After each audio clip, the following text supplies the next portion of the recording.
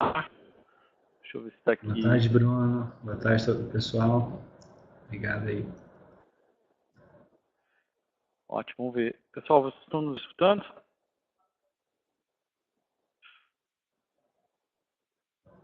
Vamos ver se tem alguma interação aqui. Ouvindo bem. Mais alguém está nos escutando bem? Ótimo, salvo. Bom, sim ou não? Opa, ótimo. Obrigado, Aline, por todos. Esse aqui já é o nosso terceiro webinar para falar sobre o assunto que é importante, né? As novas leis tributárias que impactam no seu negócio. E aqui está a nossa agenda do dia. Estou trazendo nosso associado e amigo Matheus Monteiro, que está hoje no estado de São Paulo, né, Matheus? Seja bem-vindo. Isso, estou aqui. Obrigado, Bruno. Qualquer pergunta muito difícil, o Matheus vai responder para a gente. Não é a primeira vez, né, Matheus? Opa! Pode perguntar que a gente vai tentar ajudar aqui, né, Bruno? Ótimo. Pessoal, a gente só vai dar aqui alguns para-casos, nós vamos falar sobre esses tópicos aqui, 40 minutos, e abrir para pergunta e resposta. Durante nosso webinar, vai ter a possibilidade de fazer as perguntas. Então, por favor, usem essa área do chat aqui embaixo. Todo mundo já tá tranquilo com o chat para que a gente possa trocar figurinhas e a gente vai trabalhando nisso. Ok? Quem quiser já começar a fazer algumas perguntas, fiquem à vontade. Tá? Não, estamos aqui para interagir e a interação vai ser muito alta, então fiquem tranquilos e vamos as dúvidas. E quem não estiver escutando, por favor, mencione no nosso chat para que a gente possa modificar aqui os settings e assim sendo. Tá bom? Como todo mundo deve já saber, meu nome é Bruno Drummond, sou o fundador da Drummond. Fico localizado aqui em Boston, Massachusetts. A Drummond temos serviços contábeis, tributários, serviços jurídicos, consultoria e venture service. E nós temos hoje 65 pessoas lhe servindo. Alexandre parece que não está ouvindo, Bruno. Desculpa. Deixa eu ficar aqui. E dentro desse serviço são 6 escritórios. Estamos aqui agora para abrir o nosso 7º escritório em Orlando. Tá? Esse webinar está sendo gravado. Tá? Além disso, caso vocês queiram a cópia dos slides, fiquem à vontade. Nós temos o nosso time que está na ligação, é só colocar mencionar no chat que quer que o time vai entrar em contato mandando para vocês os slides, tá bom? A agenda do dia de hoje é bem simples. Nós vamos falar sobre imposto de renda global, quem que é global, quem que não é residente fiscal americano, quem tem que fazer imposto de renda nos Estados Unidos, importantíssimo. E além disso, vamos entrar em detalhes de algumas outras coisas importantes. Uma modificação importante que ocorreu foi as modificações do 5472, que é um formulário novo para quem tem ativos no estrangeiro, né, nos Estados Unidos, como um apartamento, uma casa, e tem dentro dela uma LLC. A LLC é dona desse apartamento, dessa casa. Okay? Então vamos lá. O que a gente começa aqui, né, Matheus?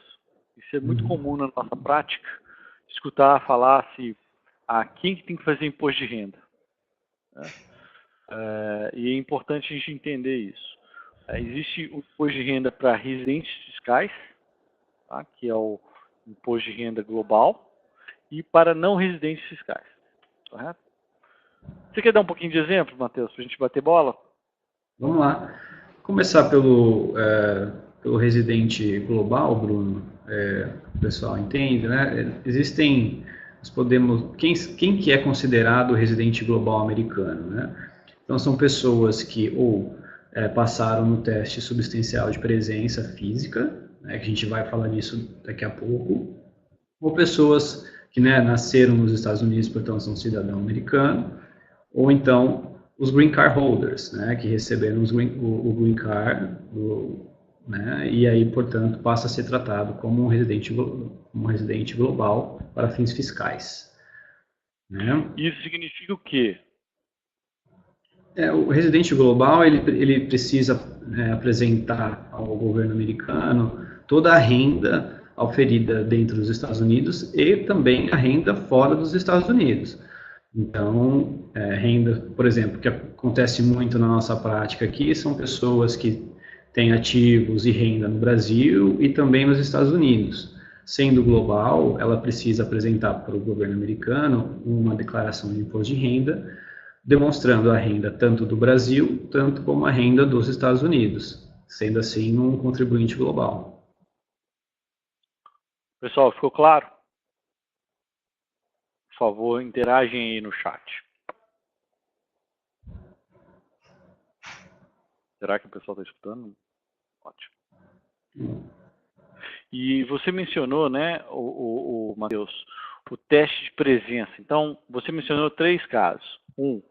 O cidadão americano, né, de cidadania, o green card holder e o que passa no teste presencial, correto?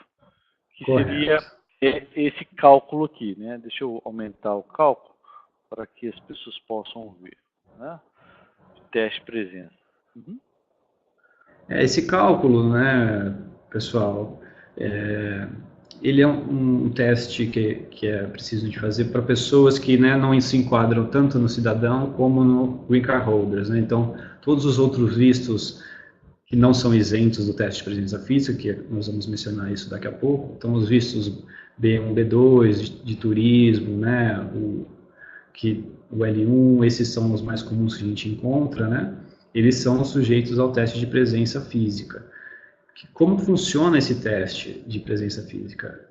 Então, por exemplo, vamos supor que a gente vai fazer o imposto de renda, né, de uma pessoa com visto B1, B2 de 2017.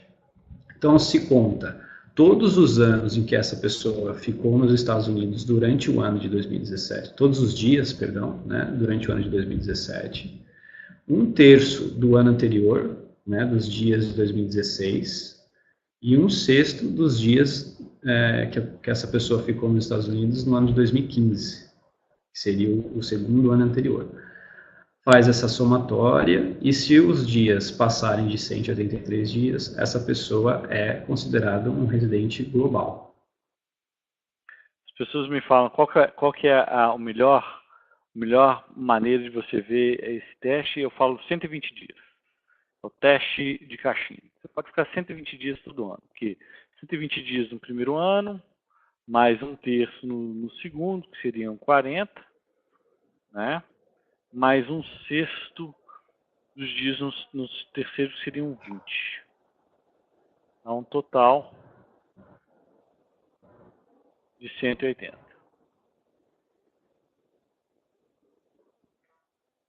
Ok? Exatamente. Todo mundo ok com relação aos vistos? Não, ao teste de presença, pessoal? E eu vou voltar na pergunta do Luiz, que é muito importante. Paga-se renda? Paga-se pela renda auferida no Brasil? Sim. Inclui-se renda auferidas no Brasil no imposto de renda americano. Tá?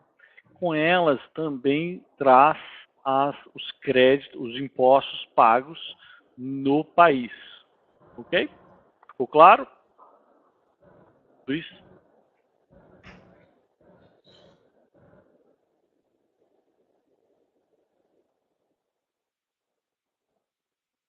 Tem uma pergunta. Sim, distribuição de lucros no Brasil, ela é vista como dividendos, tá? E dividendos, quando você é oferido nos Estados Unidos, sem nenhum tipo de tratamento, quando a gente fala de tratamento é o seguinte, sem que a Receita Federal Americana não veja a distribuição de lucros como outro tipo de renda, sem ser dividendos, ela fica exposta à taxa ordinária de imposto de renda, que para o ano de 2016, 2017. Me falha a memória, Matheus, qual que foi o valor máximo da taxa de dividendos? Taxa de 30%. de 39, não? 39,6? 39,6, é isso. Exatamente. Então, para 2017,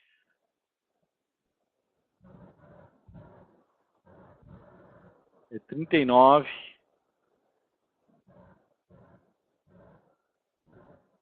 E para o 2018, é 37.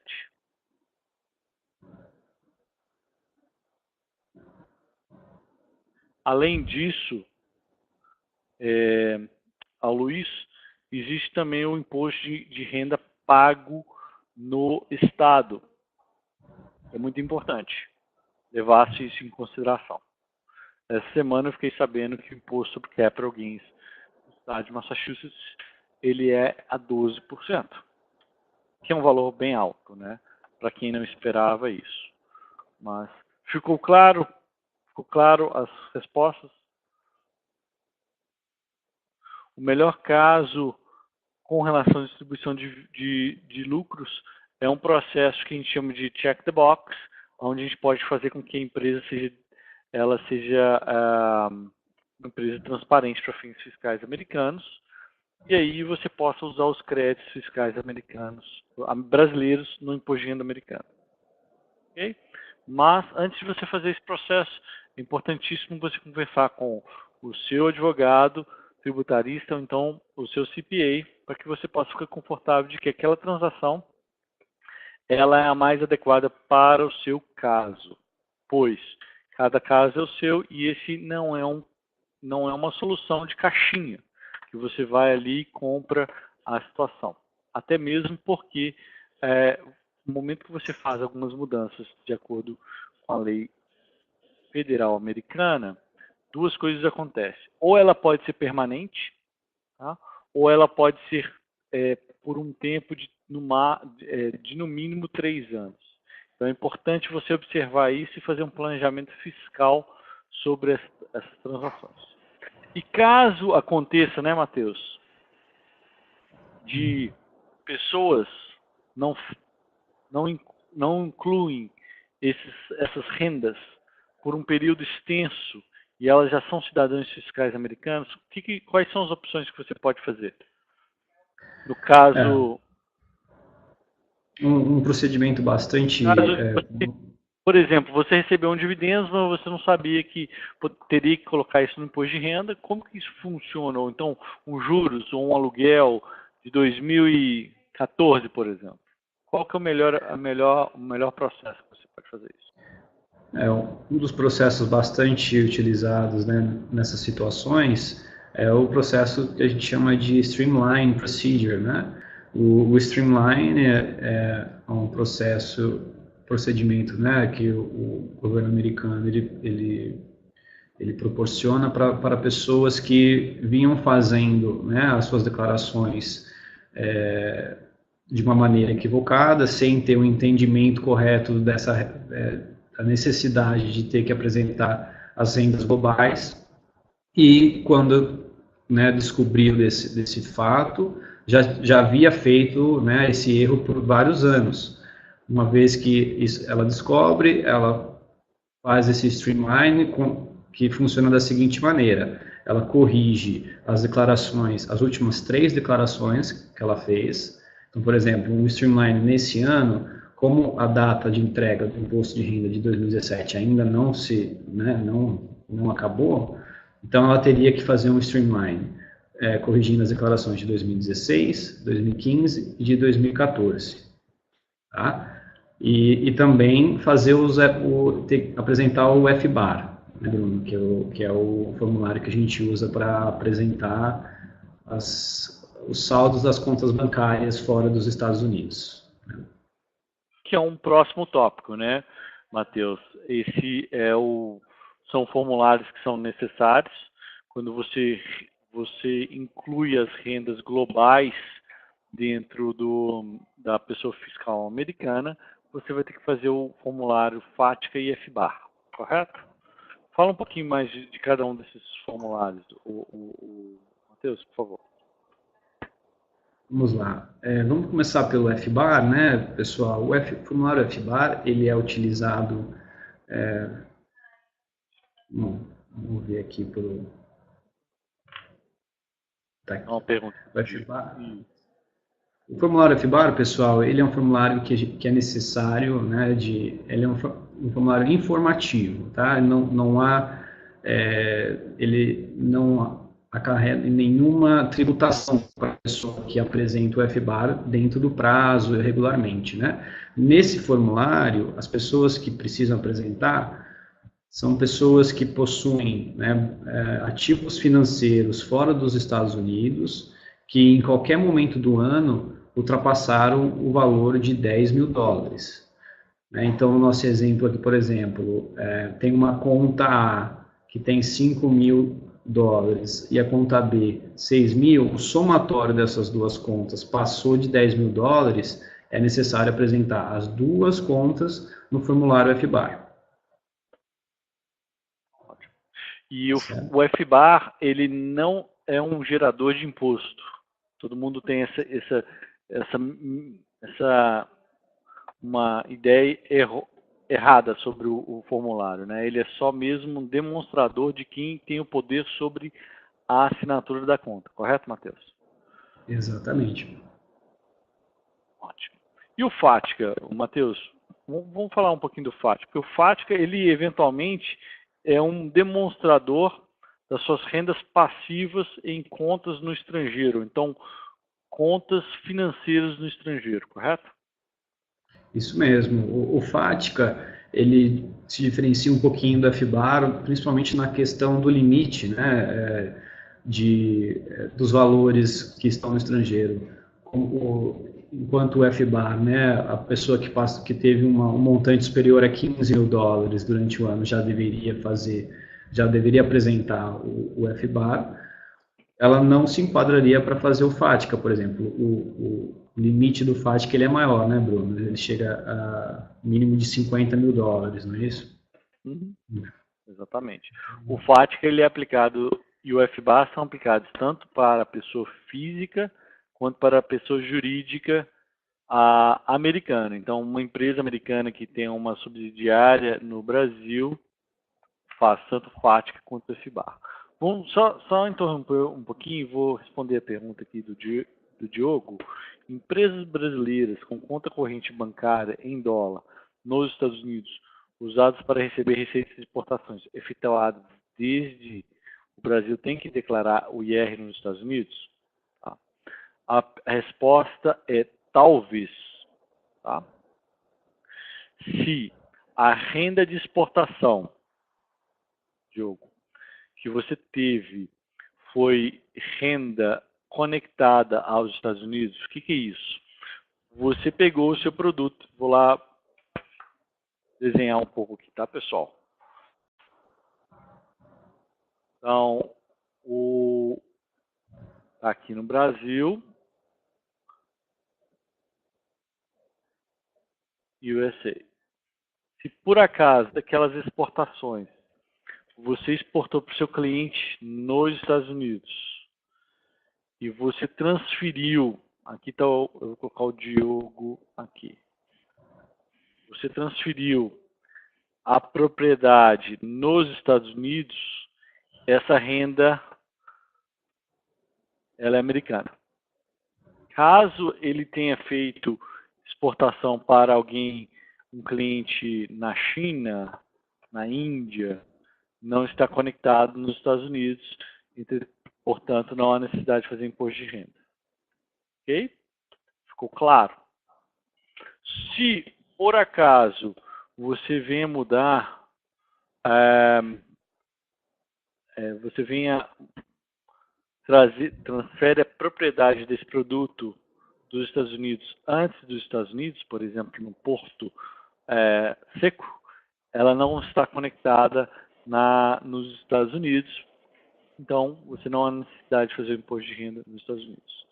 Porém, importante lembrar isso, se por acaso a sua empresa brasileira tenha se registrado na Receita Federal, você precisa fazer o seu imposto de renda como nativo, com os valores zerados, né, para que não tenha uma penalidade de fail to file. Correto, Matheus? Que é uma penalidade que ocorre para as empresas que foram registradas na Receita Federal Americana ou então no Estado. Tá? Diogo, ficou claro? Eu acho que foi bastante informação para você. Sim, exportação de serviço também. Importante. Se você tem uma exportação de serviço e você entrega o serviço nos Estados Unidos, por exemplo, eu sou um implementador de software, um instalador de software. Eu saio do Brasil, vou instalar esse software em Ohio, por exemplo, eu estou conectado com renda nos Estados Unidos. Então, nesse caso, você vai ter que vai ter que fazer o imposto de renda nos Estados Unidos. Se por acaso é um software que está prestando serviço para o cliente no estrangeiro, no mesmo lugar, em Ohio, e você não transferiu a propriedade do software para o seu cliente final, ele só está fazendo o nosso chamado SaaS, né? Software as a Service. Nesse caso, a renda é 100% da onde o intangível está localizado, então não é aplicado o imposto de renda americano. Tá?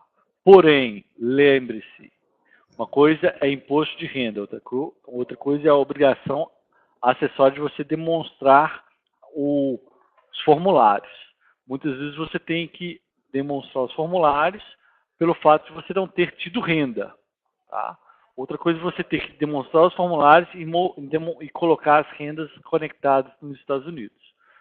Tá? Então, primeiro passo, verificar se a empresa brasileira está registrada na Receita Federal Americana. Se ela tiver um EIN number, você vai ter que fazer o formulário, qualquer formulário que seja, 1120F, 1120, o que for. Tá? 2. Verificar se você teve renda ou não conectada nos Estados Unidos, ou de produtos ou serviços. 3. Reportar esse valor. Se não tiver renda e não tiver valor, você tem que reportar zero.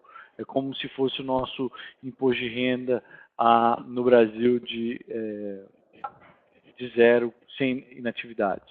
Ok? Ficou claro, pessoal?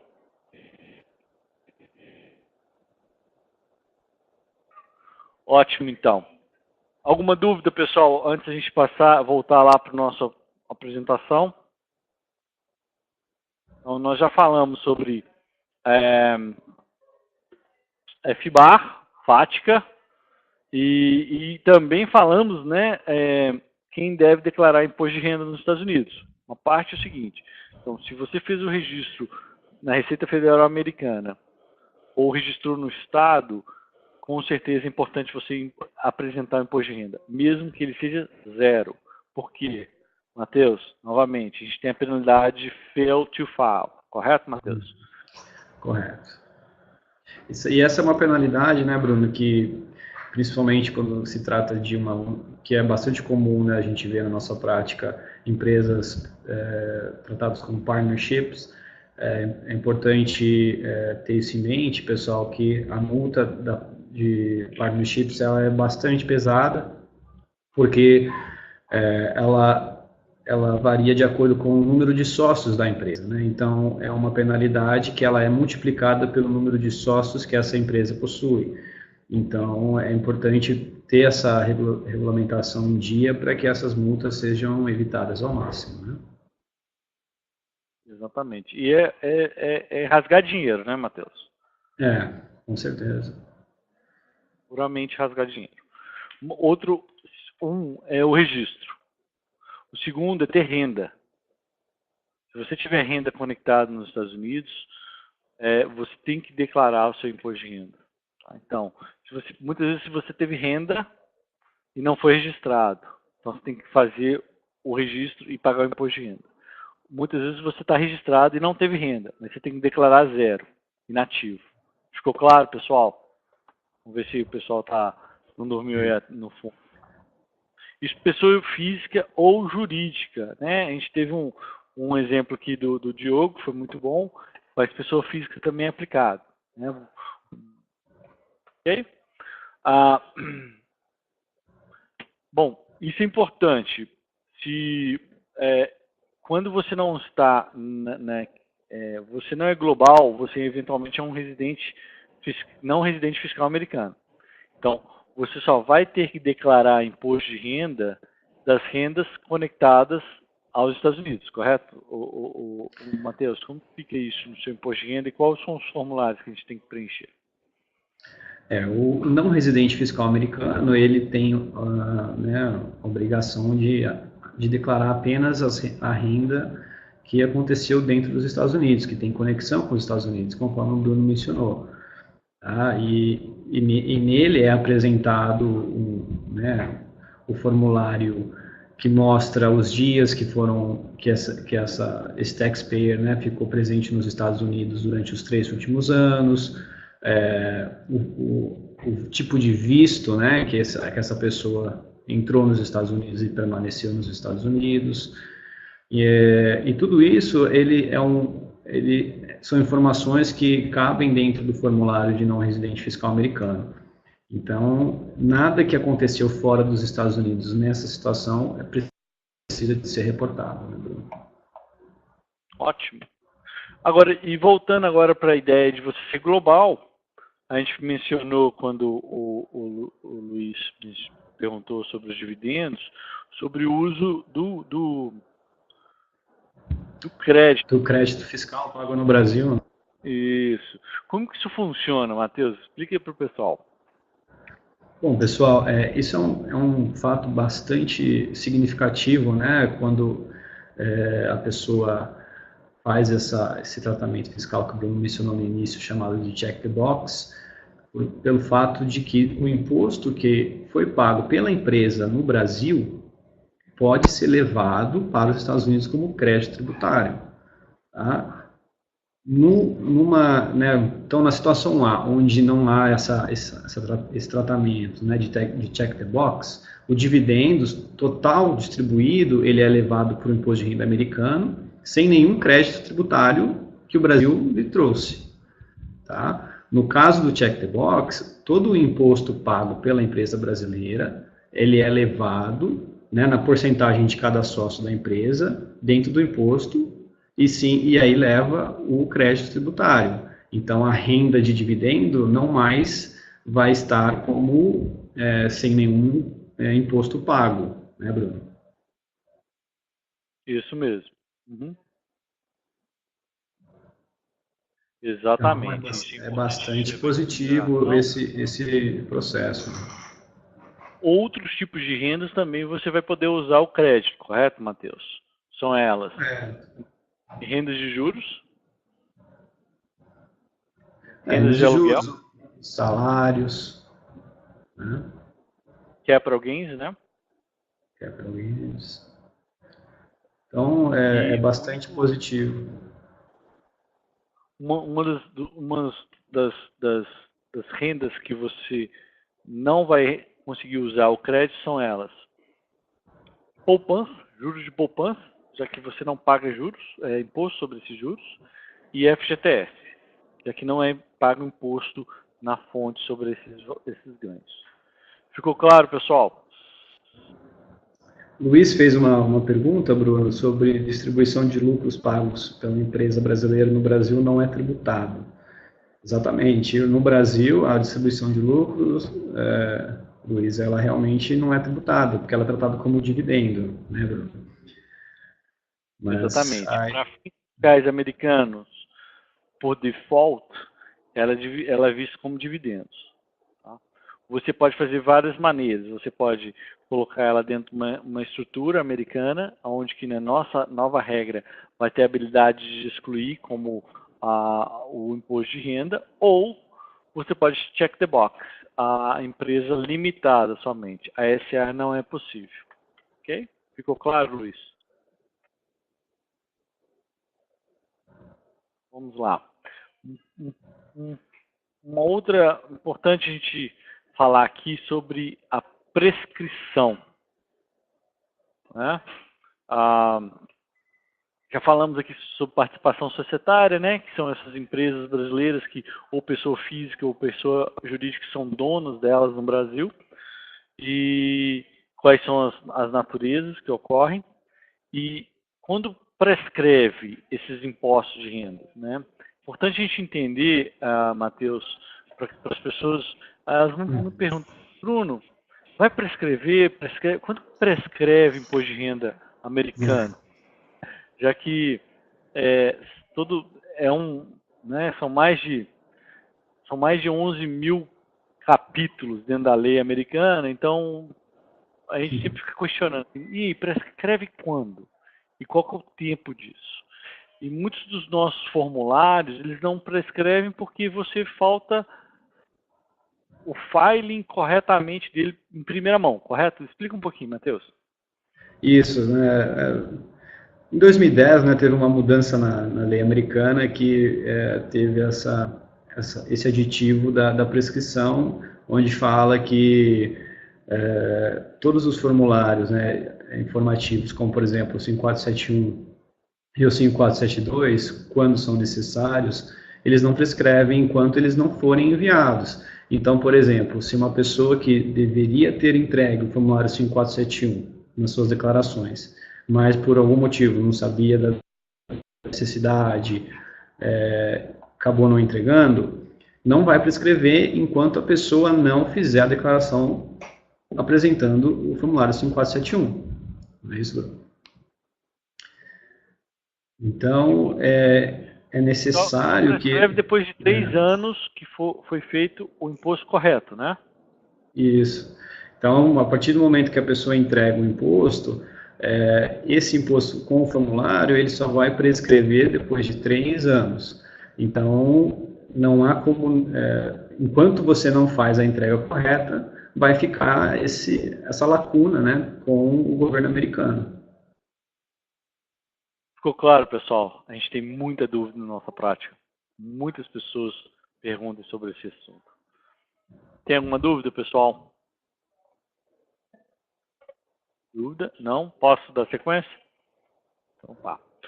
Vamos lá, falar em 2017, houve uma mudança, né, com relação aos formulários 541 e 5472. São formulários de pessoas fiscais americanas, né, e pessoas não residentes, então, tanto de pessoas fiscais americanas, quanto pessoas não residentes, tá? O 5471, ela é aplicado para pessoas globais, e o 5472 tanto para não residentes quanto para globais. Tá?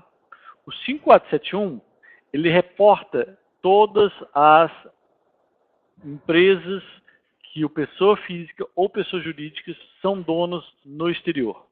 Então, eu, Bruno Drummond, sou dono de uma empresa água de coco XYZ no Nordeste Americano Limitado. Então, eu tenho que reportar, nesse caso aqui... Nordeste brasileiro, né, Bruno? 5471. Ok? Aí, o Bruno foi lá e fez um empréstimo para a empresa limitada lá no Nordeste. Então, eu tenho agora um valor a receber, eu emprestei para a empresa nordestina, então eu fiz uma capitalização na empresa nordestina. Eu tenho que reportar no 5472. E cada um deles que não tem ou é emitido o formulário incorretamente, começa com uma penalidade de $10 mil. $10 mil, gente. Então, ele 10K.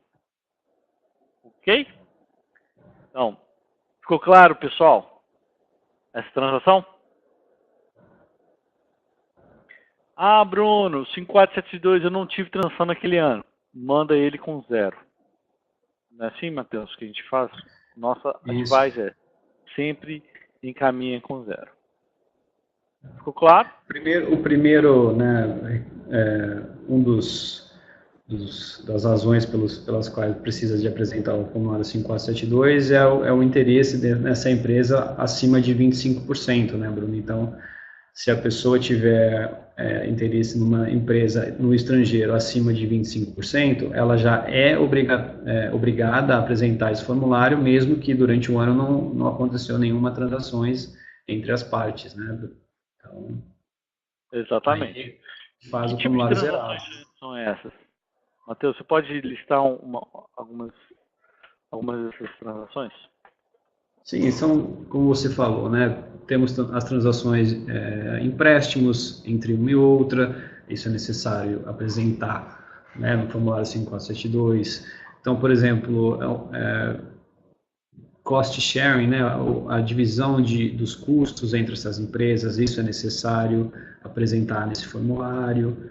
Vendas de uma para outras, isso é necessário. Então, e é importante também, né, Bruno, ter todas essas transações documentadas pelo fato das multas que acontecem nesses formulários. É importante ter o suporte para essas transações, né, para que não haja nenhuma surpresa, né, quando faz o filing desses formulários que realmente acarretam em multas pesadíssimas, né, Bruno? Bom, isso é importante. Falamos aqui de quando a pessoa é pessoa fiscal americana e global, correto, Matheus? Agora, e quando a pessoa é estrangeira? Né? No passado não era necessário fazer esses impostos, esses formulários, correto? Hoje a gente vai ter que preencher esse formulário 5472 quando a pessoa fiscal é estrangeira. Então, o Bruno, ele é um cidadão brasileiro, um taxpayer brasileiro, um contribuinte brasileiro, e ele tem uma empresa nos Estados Unidos, uma LLC, que ela é disregard. Então, ela não paga imposto, quem paga imposto é o Bruno, e eu sou 100% dono dessa empresa. Dentro dessa empresa tem um ativo, um apartamento,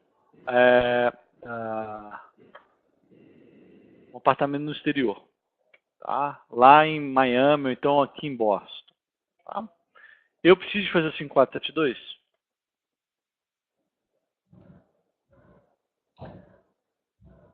É necessário. Por quê? Porque agora que foi a mudança, todas as transações apresentando informações de contribuição, liquidação ou modificação societária de uma LLC no estrangeiro, que você é o único dono, você tem que fazer 5472. Ficou claro, pessoal? E eu vou responder o Pedro. Não ficou claro o que é o 5472. Então tá. Vamos lá. O 5472, ele é um formulário que demonstra informações entre você e o seu investimento no exterior. São transações. Então, você comprou, você emprestou, você vendeu, você cobrou juros, você recebeu juros, você tem um aluguel com sua empresa no exterior, ou vice-versa. A empresa americana tem um sócio estrangeiro. Ficou claro, Pedro? O 5471, ele só é apresentado para as pessoas fiscais americanas, que sejam eles pessoa física, jurídica ou um trust, ou que são donas de uma pessoa estrangeira, uma limitada ou uma corp brasileira, uma SA brasileira. Claro, agora, pessoal, todo mundo entendeu? Eu demonstro transações, 5472, e o 5471 eu demonstro quem eu sou dono. Dúvidas, pessoal?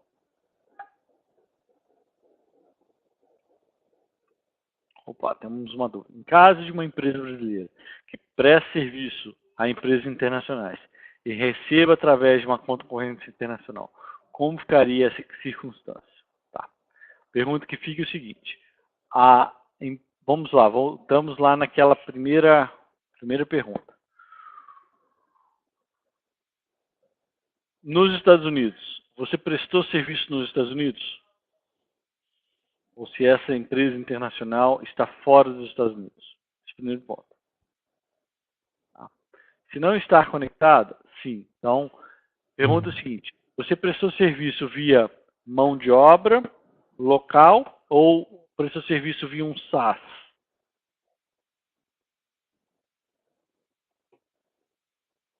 Um serviço via um intangível. Então, não foi local. A mão de obra está onde? Está nos Estados Unidos ou no Brasil?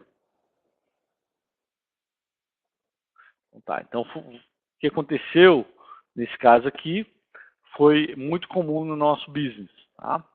Eu fui a São Paulo, por exemplo, fui vendi um serviço e a minha mão de obra aqui em Boston está prestando um serviço para o cliente em São Paulo. Mais ou menos isso? Ótimo. Isso é a renda conectada no seu local onde você tem os seus funcionários. Então, a prestação de serviço está sendo ocorrendo no Brasil.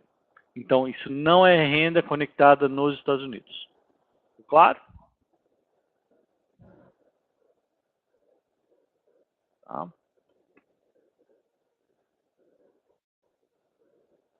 O chat está bombando. Se for o contrário, eu tenho pessoa fiscal, sou um cidadão, né, uma empresa americana, que vou ao Brasil, ou vou no outro local, por exemplo, se for brasileiro, se for um... Não entendi, Diogo. Estou confuso. Uma pessoa brasileira, né, nos Estados Unidos, ou seja, um não residente. Acho que é isso que ele está falando, é isso, Diogo? Se for um brasileiro que vai nos Estados Unidos e performa o serviço nos Estados Unidos, aí você tem que pagar imposto nos Estados Unidos. Você está com renda conectada nos Estados Unidos. Indiferentemente do seu visto. Tá? Se você tem visto de trabalho ou não, a gente não está entrando nesse assunto. Ok? Posso. O que é renda conectada? Renda conectada é quando você gera renda no ambiente, no local, na jurisdição que você está fazendo.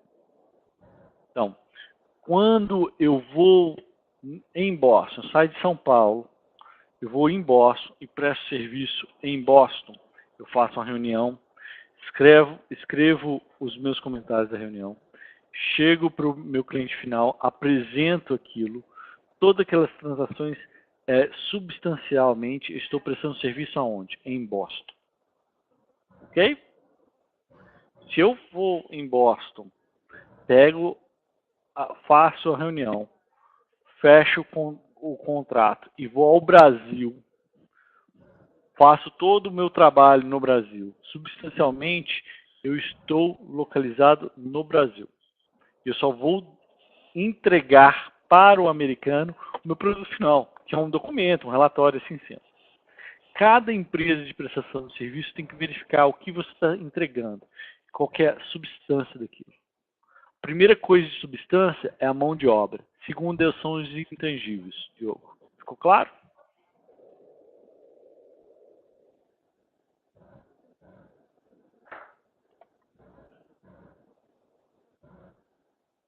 Gostando de ver, Matheus. Eu vou 5472. Não. Só se você tiver uma transação com pessoas relacionadas. Exatamente. Ok? Vamos prosseguir para o próximo tópico, que são as mudanças para 2018, e a gente abre para perguntas e respostas.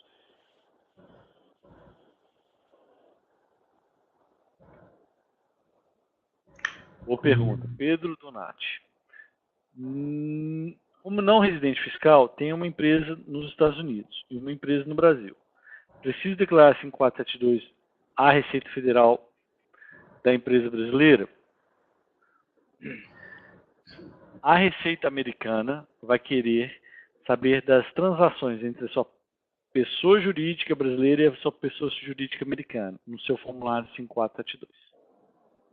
Ok? Ficou claro, Pedro?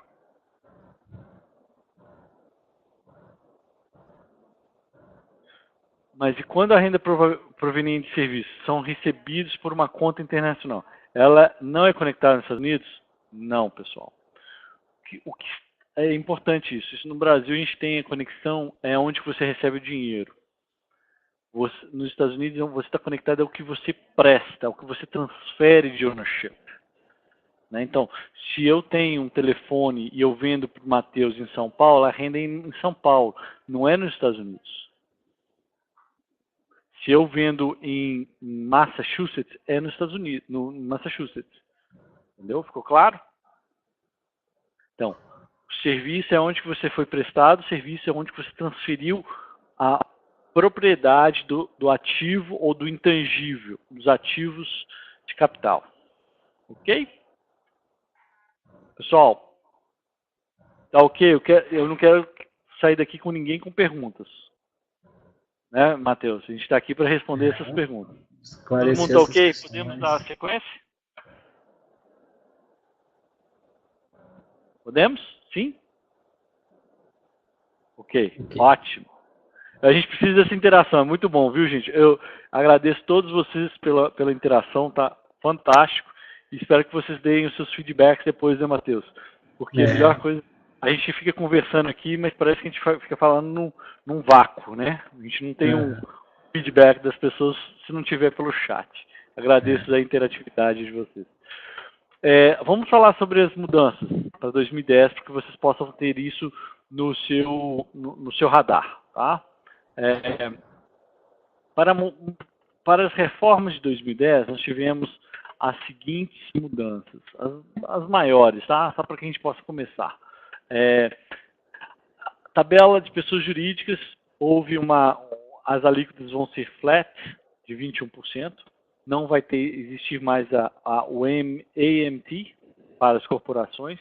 E as deduções de tributação sobre dividendos, aí, Luiz, vai ser 0. Se você tiver mais do que 10%, a pessoa jurídica, tá, pessoal? Pessoa jurídica ter mais do que 10% de uma pessoa jurídica no estrangeiro, você pode excluir 100% do seu imposto de renda, tá? Ou dos dividendos. Mas você tem que repatriar ele, não é deixar no país que você está lá. Caso você deixe lucros no estrangeiro, vai acontecer a seguinte forma. 15,5% vai ser cobrado imposto de renda sobre mantidos em caixa, então, ativos líquidos, e ativos não líquidos vão ser 8%. Ok? Alguma dúvida? Eu vou ter que correr um pouquinho, porque senão a gente vai passar do tempo aqui. A seção 179, ele aumentou o limite para $1 milhão. A seção 179 é a aceleração do pagamento é a aceleração da amortização dos ativos fixos ou intangíveis. Fiquem de olho, porque quem tem empresa nos Estados Unidos tem um benefício fiscal. Ok? Próximo item aqui é pessoas físicas. O imposto de causa morte passou de 5 milhões para 11,2 milhões até 2025. É uma seção temporária, pode ser modificada. Os não residentes fiscais não mudaram nada, nenhum dos itens. Existe agora um limite de $10 mil para impostos locais e estaduais, para a redução do seu imposto de renda na pessoa física. E o Global Taxation, nas operações de investimentos no exterior.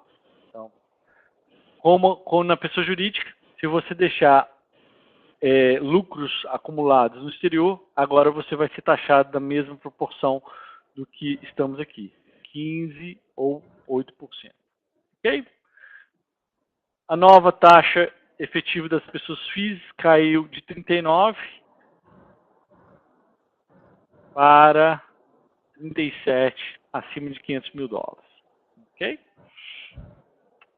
E Caso vocês queiram, aí nós temos um guia em PDF para que vocês possam fazer o download e tirar algumas dúvidas. Lá também vai ter algumas das informações que nós mencionamos aqui. Vou abrir para perguntas e respostas. Está aí os nossos e-mails. Quem quiser pegar os nossos e-mails, mandar perguntas e respostas, fiquem à vontade. Estamos abertos para perguntas e respostas e voltamos em qualquer um dos slides. Pessoal. Perguntas? Matheus, tem alguma pergunta? Eu acho que foi bastante positivo esse webinar, né, Bruno? O pessoal interagiu bastante com a gente, na questão bastante ali dos formulários 5471 e 5472, que são realmente os mais complicados de entender, porque envolve essa questão, né, do estrangeiro com o americano. Isso acaba, às vezes, confundindo a cabeça de bastante clientes que a gente trabalha, né, Bruno? Então, acho que deu para esclarecer bem esses formulários e o pessoal conseguiu sair do nosso webinário com isso esclarecido.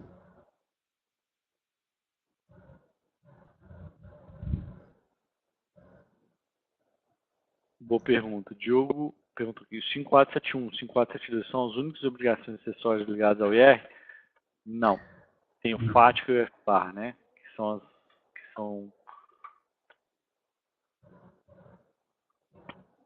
esses dois aqui também, tá, Diogo? Obrigações acessórias.